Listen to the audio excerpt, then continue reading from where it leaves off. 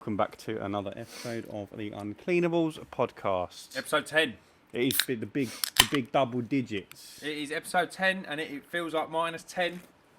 Me, you and Scott. So today's Scott Chegg. Today's episode's all about working in winter.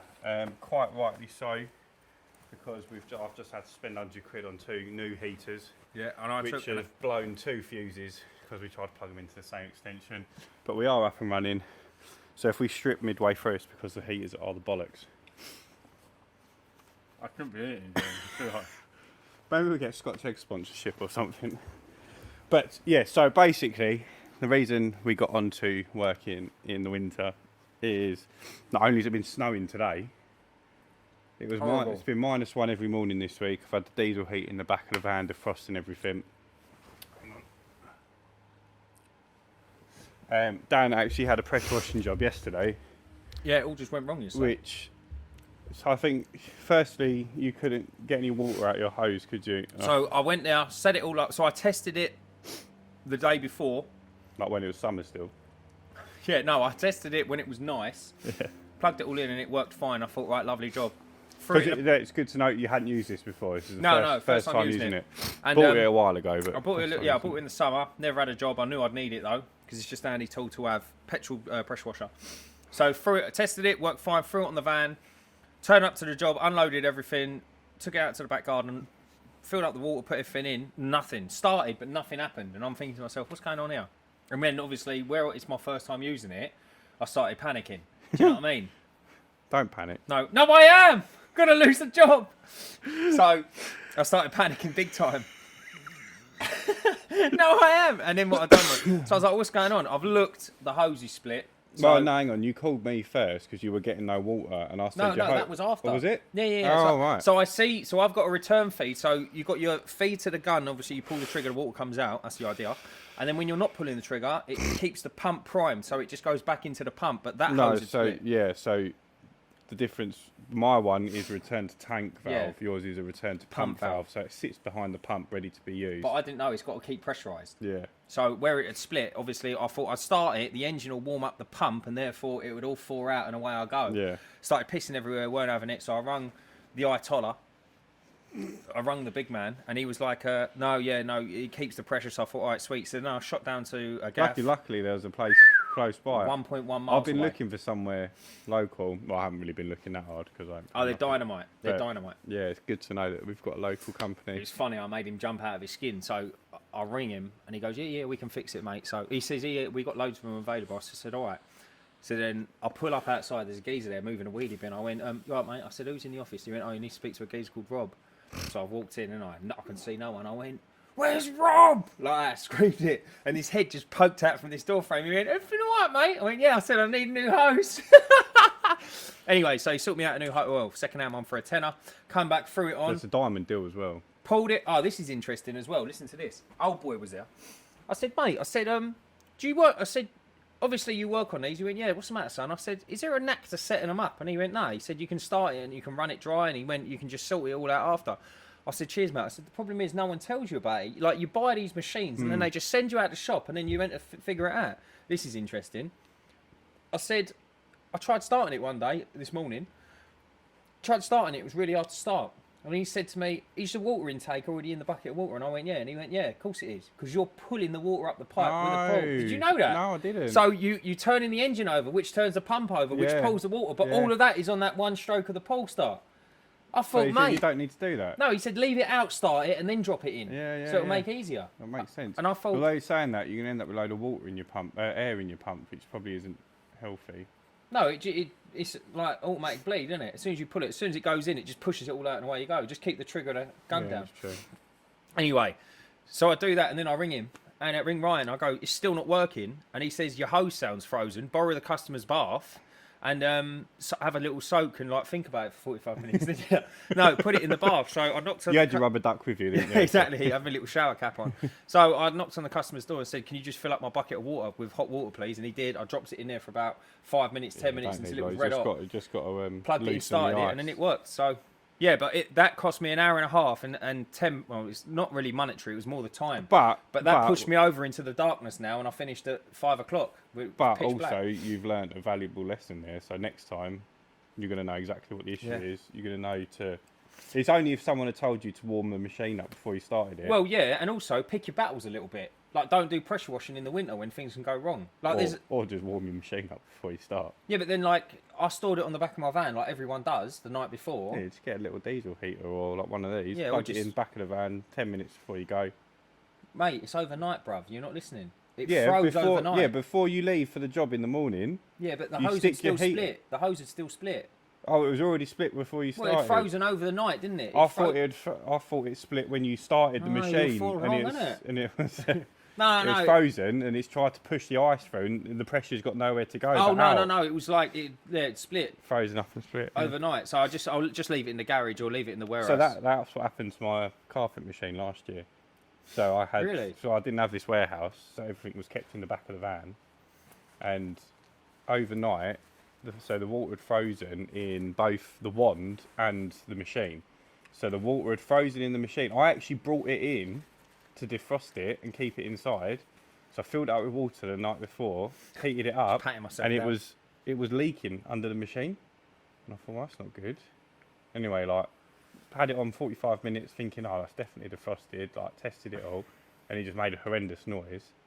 And what had happened was the water that was sitting in the pump, because they're electric pumps, isn't they, in the carpet machine? It's not like a pressure washer. And it had split the head of the pump, the plastic head. Oh, so water was just freezing out, and it obviously couldn't retain any pressure, so that was no good. And even if that hadn't split, what had happened was the water that sat in my wand gun, because it's got a bit of hose, had expanded, and the only way for the pressure to go is through the grommet. So it had blown the grommet off the bottom. Mate, that sounds like a disaster. Yeah, so I bought it in August. Was this in the customer's house, by the way? No, this was the night before. So I bought it in August. This was in December, and it cost me like 400 quid to be fixed. Oh, mate, I'd probably not done 400 quid's worth of work. The whole time you had it. I know. Yeah. Yeah, it's a nice. So working in winter is definitely something to consider, and good workwear as well. So there's a couple of little tips we can give the people. Don't run with scissors. Don't run with scissors. Don't eat yellow snow. No. It's a very important winter tip. But yeah, wrapping up gloves, invaluable. Invaluable.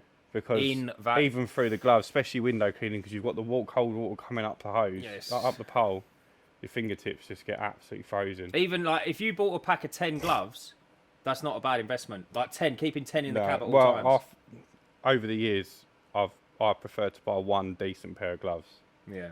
Because the almost disposable 10-pack of gloves for like. It's not. Yeah.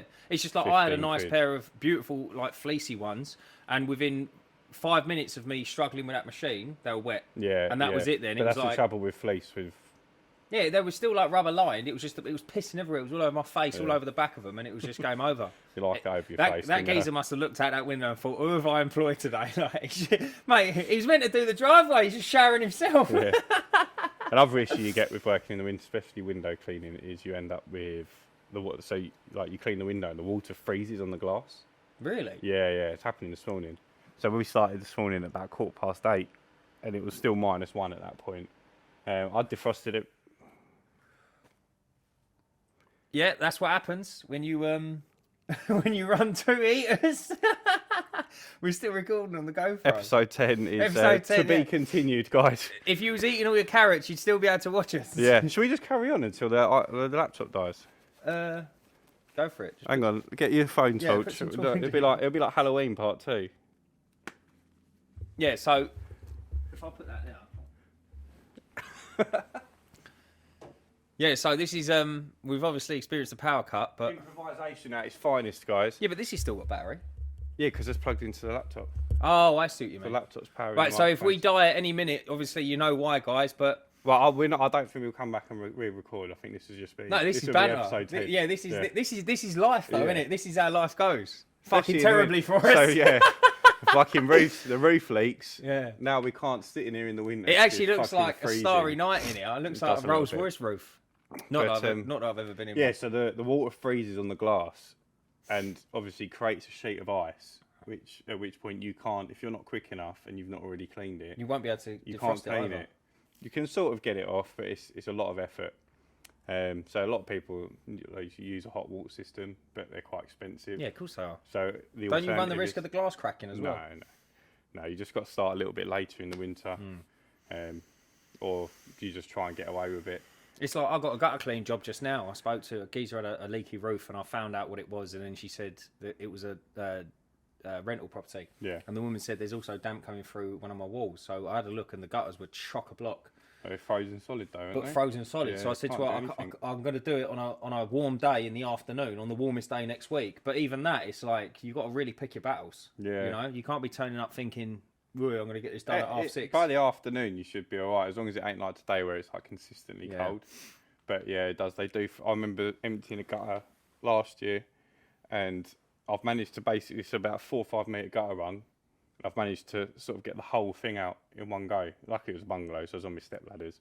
But you lift it out? Yeah, just lift it out and like scoop it, and Mate, the it's whole thing just unbelievable. falls onto the floor into It's annoying. ice cubes. Yeah, he's a little bit worried, but it's nice. Like, obviously, I meant to have a couple of inside jobs start.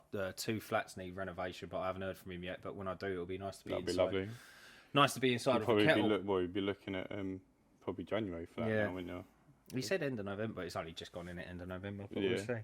But yeah, so working in the winter's it's fun, but it's not fun at the same time. You've definitely got to pick your battles. I can't believe it. And your energy provider, by the looks of things. Mate, I'm considering speaking to him about moving units. Yeah, this is, I don't know, we're not I even think I'd drawing that rather much power. Spend another couple £100 a month and have something with plaster on the walls that's Something- watertight. Yeah, I know what you mean. If he's got something else as well, it'd be handy. But Yeah. I think we should just wrap this up. Yeah? Yeah. All right then, guys. We'll freeze to death. Yeah, we will. To be fair, yeah. It's already my fingers are. I can already start feeling Mate, it. that's why I've crossed my arms around It's- my armpits. It's worth. My watch says it's 3 degrees, but Decent. it's got to be colder than that in here. Right, guys, well, listen, it's been fun and emotional, and hopefully next week won't be such a fucking disaster. Yeah. Maybe we'll get the power back on for next week.